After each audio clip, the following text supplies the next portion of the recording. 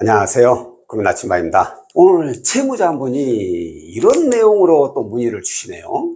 본인이 은행에 대출도 있지만 신용카드를 내가 굉장히 좀 많이 이용한다. 그래서 신용카드 결제 금액이 워낙에 큰데 이걸 리볼빙을 받아가지고 이용하는 게 좋겠느냐, 아니면 은행에선 더 이상 대출이 안 되니까 이금권에서 신용대출을 받아서 카드값을 상환하는 게 좋겠느냐 라고 문의를 주시더라고요. 그래서 오늘은 이 리볼빙하고 이금융권에서 이용하는 신용대출하고 이 차이점에 대해서 제가 좀 얘기를 해볼까 합니다. 먼저 리볼빙이 뭐죠? 일부 결제 금액 2월 약정이라고 이렇게 얘기를 하죠. 신용카드사에서. 이 뜻이 이번 달에 결제를 해야 될 금액을 전액 다 결정하기 어려우시면 일부 조금만 결제하고 나머지 금액은 다음 달로 미뤄줄게요 라는 내용이죠.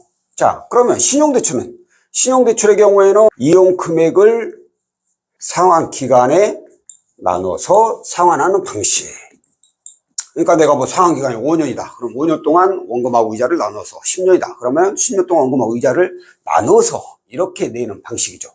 그렇다면 이 두 가지의 장단점을 알아야 될 거 아닙니까? 가장 중요한 게 먼저 뭐냐? 이자. 리볼빙의 경우에는 제가 모든 신용카드사의 이자를 다 확인한 건 아니지만 주로 제가 이용하는 카드사의 이 리볼빙 했을 때 이자를 보면 대부분이 15에서 20% 사이입니다. 뭐 20%는 아니죠. 20%는 최고금리이기 때문에 거의 뭐 19%. 그 정도 사이라고 보시면 될 것 같아요. 자, 그러면 이 신용대출은 어떻게 될까요? 신용대출은 채무자의 자격 조건에 따라서 좀 많이 달라지죠. 특히나 이 자격 조건 중에 신용 점수가 어떻게 되느냐에 따라서 이자가 높아질 수도 있고 낮아질 수도 있고, 그런데 평균적으로 이렇게만 얘기하면은 그래서 이자가 몇 프로인데 라고 또 물어보실 것 같아서 저희들이 이렇게 평균적으로 이금융권 신용대출 나가는 거 보면은 거의 뭐 10%대 중반이 가장 많습니다. 15% 이쪽 내외. 그러니까 리볼빙하고 신용대출하고 이자 차이는 그렇게 많이 나지는 않는다는 거죠.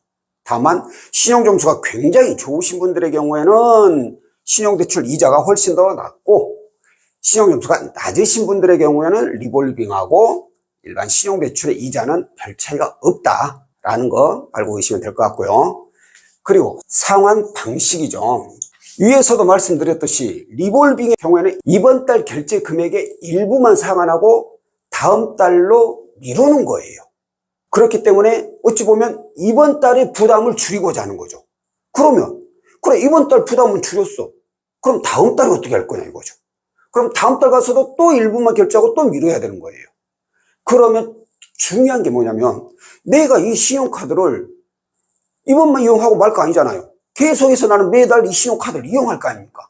그럼 이 신용카드 이용 금액에다가 2월 된 금액에다가 이 두 가지를 합하면 잔액이 계속해서 불어나게 되죠. 그러다 보면 어느 순간부터 아무리 2월을 시켜도 내가 결제할 금액은 더 많아지지만 2월 된 금액도 많아진다는 거죠.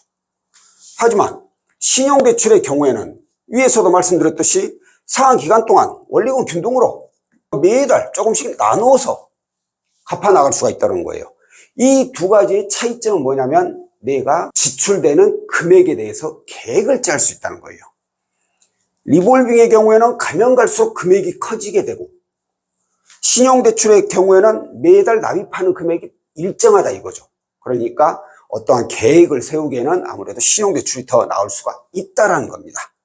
그렇다면 이 두 가지가 신용점수에는 어떠한 영향을 미칠까요? 리볼빙도 신용대출도 둘 다 신용점수에 영향을 줍니다. 둘 다 마찬가지로 신용점수가 하락하게 되죠. 하지만 제가 봤을 때 리볼빙의 경우에는 신용대출에 비하면 하락률이 더 낮아요. 그러니까 오로지 내가 신용점수만 보겠다. 그러면 리볼빙이 하락하는 점수는 더 낮기 때문에 리볼빙이 맞을 수 있다는 거죠. 그렇기 때문에 신용점수 면에서는 아무래도 이금융권 신용대출이 좀 더 많이 하락할 수가 있다라는 겁니다. 자, 그렇다면 이제 중요한 게 어떨 때 내가 리볼빙을 이용을 하는 게 맞고 또 어떨 때 신용대출을 이용하는 게 맞을지 이 기준으로 살펴본다면 제 개인적인 생각에는 리볼빙을 내가 이번 달 아니면 다음 달까지 내가 좀 자금이 없어서 그렇지 그 이후로는 목돈이 어디서 들어오기 때문에 충분히 이걸 전액 상환할 수 있다 라고 했을 때는 리볼빙을 저는 이용을 하는 게 맞다라고 봐요.